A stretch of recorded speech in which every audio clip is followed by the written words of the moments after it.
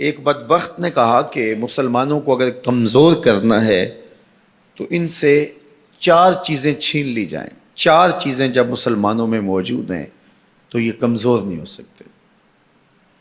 ایک قرآن مجید، یہ ان کی وحدت کی ضمانت ہے، اور یہ کتاب ان کی وہ ایسی پاکیزہ اور متحرک اور فعال تھیوری ہے جو کبھی بھی فرسودہ نہیں ہوتی، اور ہر دور کی ضرورت کو یہ کتاب پورا کرتی ہے.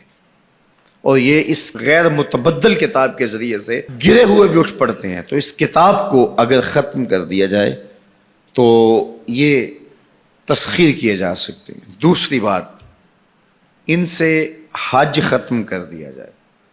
حج ان کی وحدت کی علامت ہے، ان کی شان و شوکت اور شکوہ مسلم کی ضمانت ہے. لہذا حج ختم کر دیا جائے تو ان کو تسخیر کیا جا سکتا ہے. تیسری بات، ان سے جہاد کا خاتمہ کر دیا جائے.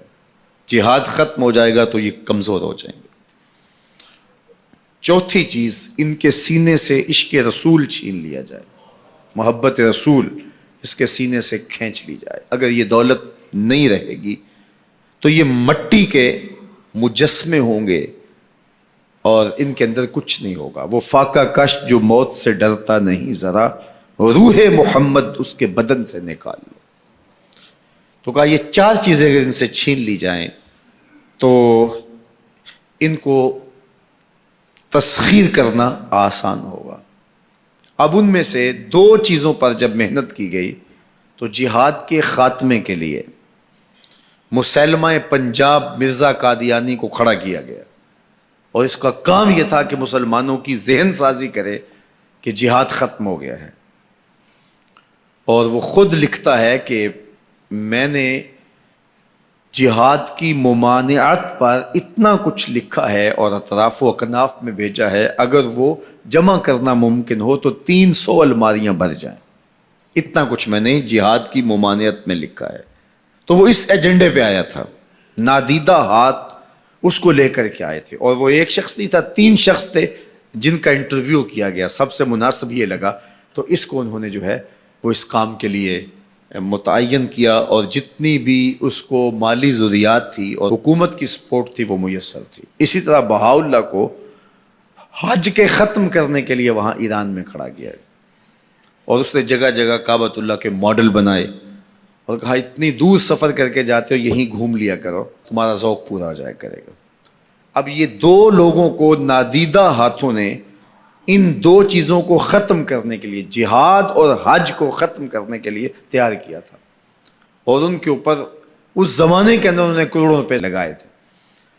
اب جب وہ مر بھی گئے ہیں تو ان کے متبعین کو وہ اسی طرح سپورٹ کر رہے ہیں، اس لیے ان کے متبعین جو ہیں وہ موجود ہیں. باقی جس نے بھی ادعائے نبوت کیا پاگل پن کی وجہ سے، یا جو ہے وہ اس کے اندر کوئی صلاحیت تھی تو وہ تکبر میں آ گیا، تو اس پاگل پن کی وجہ سے اس نے اعلان کیا، جب وہ گیا تو سلسلہ ختم ہو گیا.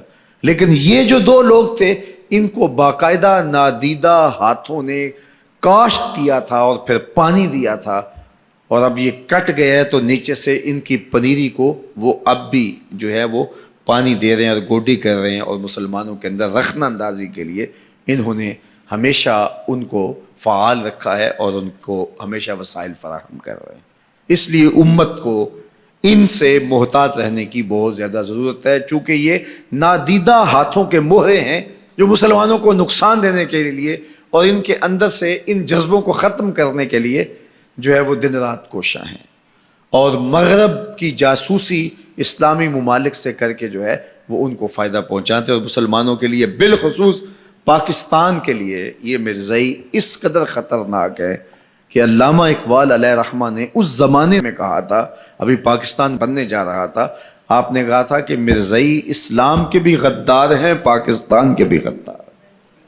اور پھر زمانے نے دیکھا، علامہ اقبال علیہ رحمہ تو 1938 میں انتقال کر گئے، لیکن 47 میں پاکستان بنا تو لوگوں نے دیکھا کہ ان لوگوں نے پاکستان کی مخالفت کی، اور جب پاکستان ٹوٹا، 2 ٹکڑوں میں تقسیم ہوا، تو اس وقت قادیاں میں چراغاں کیا گیا، انہوں نے خوشی کا اظہار کیا. پاکستان ایٹمی طاقت بنا تو وہاں سوگ منایا گیا، اور آج بھی یہ ربوے کے اندر دفن ہوتے ہیں تو امانتاً دفن ہوتے ہیں. ان کا یہ مکروہ عقیدہ ہے کہ پاکستان ٹوٹ جائے گا اور ہمیں یہاں سے اٹھا کر کے ہماری گندی لاشوں کو وہاں ربوے سے قادیان کے اندر شفٹ کیا جائے گا. یہ پاکستان کی سالمیت پر ہمیشہ خطرہ ہے اور پاکستان کو ہمیشہ نقصان پہنچانے کے درپائے رہتے ہیں، اور ان کی ہمیشہ کوشش ہوتی ہے کہ اس وطن کے اندر امن، طمانینت اور سکون نصیب نہ ہو. مسٹر بھٹو نے کہا تھا کہ جو حیثیت امریکہ کے اندر یہودیوں کی ہے وہی حیثیت پاکستان کے اندر مرزائی حاصل کرنا چاہتے ہیں. حکومت بھلے کس کی بھی ہو، لیکن یہ پاکستان کے اہم مناصب پر فائز ہو کر کے جو ہے وہ پاکستان کو اپنے کنٹرول اور قابو میں لینا چاہتے ہیں. لیکن اللہ بھلا کرے ان لوگوں کا جنہوں نے دن رات کی کاوشوں سے، محنتوں سے آئین کے اندر ان کو غیر مسلم قرار دلوایا.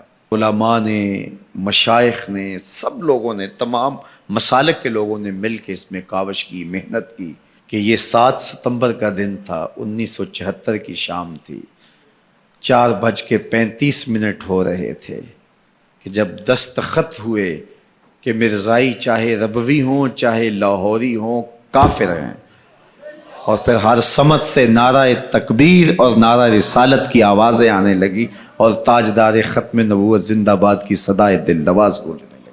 پھر اس وقت سے لے کر یہ پاکستان کے خلاف سازشوں میں اور زیادہ مصروف ہو گئے. پوری دنیا کے اوپر پھیلے ہوئے مرزائی پاکستان کو رسوا اور بدنام کرنا چاہتے ہیں مختلف ممالک کے اندر، اور ان کے مختلف ممالک کے ساتھ تعلقات ہیں مختلف بنیادوں پر، چونکہ یہ تھے ان کے، اور ان کے خود کاشتہ پودا تھا مرزائیت جو یہاں لگایا گیا، یہودیت کا خود کاشتہ پودا ہے. لیکن مرزائی یہ نہیں سمجھتے کہ پاکستان یوں ہی نہیں بنا، یہ کسی حادثے کا نتیجہ نہیں تھا، پاکستان محبوب کی نگاہوں کا نتیجہ تھا.